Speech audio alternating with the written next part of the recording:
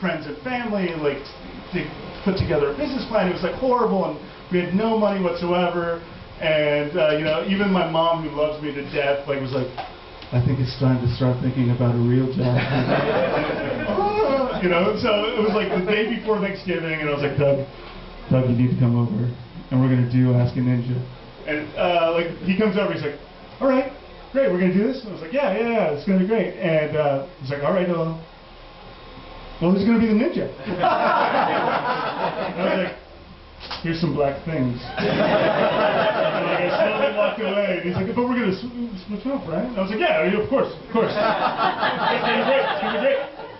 So then, you know, I don't know. But so we did that. We did a couple episodes before Christmas. And then, like, I was still, you know, friends had liked it. And then we just, I put it out on a Vlogger site. I registered AskNinja.com at like 4 in the morning on a Sunday. And I was really sad and depressed. And I submitted the feed to iTunes, and Sunday afternoon, Scott Simpson, I don't know if he's here, from Apple, had a bet with his boss whether Ask a Ninja would be more popular than David Lee Roth's podcast, and they had a beer bet on it.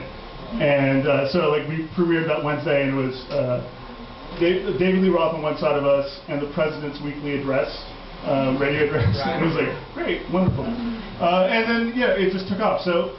And it was purely from that iTunes exposure, and it was just fortuitous, and like, you know, that Friday we got contacted from Business Week, you know, to do interviews, and like so I can't say what like it was just that iTunes exposure of being the featured podcast that got you the big buzz.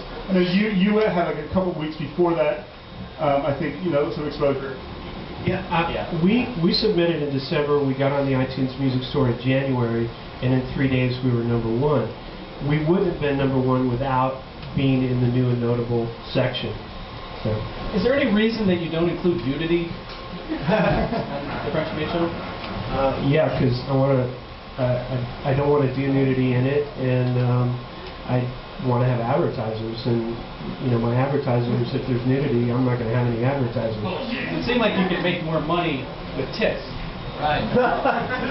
Is there nudity in the casting process?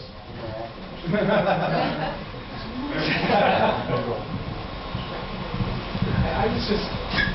It seems like the stuff that gets big with that is formulaic, and I'd like to have, and this probably isn't a session, but I'd like to have a discussion about the stuff that's more organic and all that, of finding the bigger audience. I mean, we see it happening. Filmmakers like David Lynch, for example, has had great success. There's an audience for the non-formulaic, but I'm not seeing it hit like that. But there's still the numbers out there. So, I mean, as a group, as a community, I'd be interested at some point in a discussion about that. Yeah, but like at the same time, like we're getting what 300,000 people a week, which is not like that's a bad cable show, you know, and like and so you want to be more experimental. You can be more experimental. There's no one giving you. There's no one saying you can't. No, my point is, the experimental stuff should be able to get the audience of a bad cable show. There's people that want to see that. Exactly. And how do we get to them? I mean, you guys get on stuff like iTunes because they're a business, and they go to the formulaic stuff. But really, that's unfair. That's unfair because like there's a ton. And you know, you've talked about 75% of the time, and it'd be interesting to hear about people who don't aspire to be famous big time guys. So maybe there's some other people. Like part of the money I can get, I just don't want to make shit. I don't know. I mean, what is very important to realize about this medium is talking about character.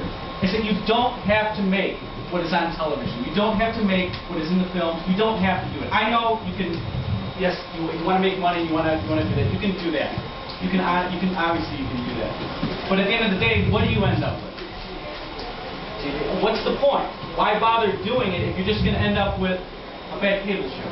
I mean, we got to think about the character of this medium and the freedom that it allows, and the character of what you're producing. Because with this great freedom, look, you have to realize what you can say that the TV networks, that film studios, that other businesses can't say or refuse to say. And so that's something that is very specific to the character of what you're making. It speaks to the character of your work. And so with what I'm making, when I ask you, I said, why don't you include tits? Or why some people don't like to include cursing. well, why not? Why ascribe or why aspire to just simply fit within their boundaries? And you're right, we should have the audience for something that goes beyond that. And I agree. I don't know where it is. I don't know why. I don't know. Well, I'll tell you why these guys don't. Here's why these guys. Yes, please, applause.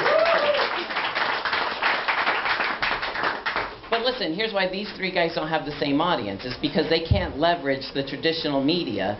Because, you know, for instance, in comparison to, I'll just say, to French-made TV, dude, those are not characters. Those are sexist stereotypes. They're not characters. It has nothing to do with characters. There's no story. There's no characters. It's tits and ass. And that taps into traditional media, and he can leverage that popularity. That's why he has a sponsor coming on next, and it gets 1 million views. There's no characters there. Chris Weigel does characters.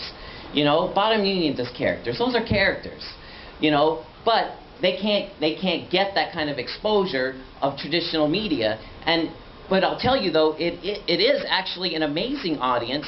You know, if Chris Weigel is trying to show films, you know, in St. Clair Shores, could you get a couple thousand people to show up to watch the Garrett Lambert film in St. Clair Shores? No.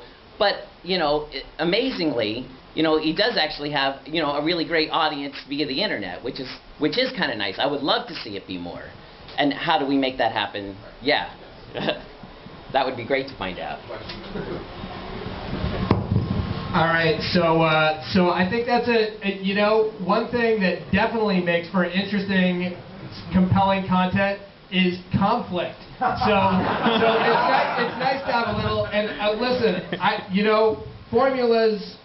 Here's my 2 cents. And formulas exist because they have worked over time. So there's something to formulas, and there's something to experimentation, and it's a big, huge tent, and make what you want to make, and give it the character you want to give it, and rock it. And thanks a lot.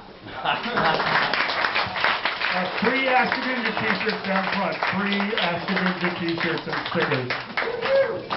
Please, for the love of God, subscribe to the Pan. The Pan.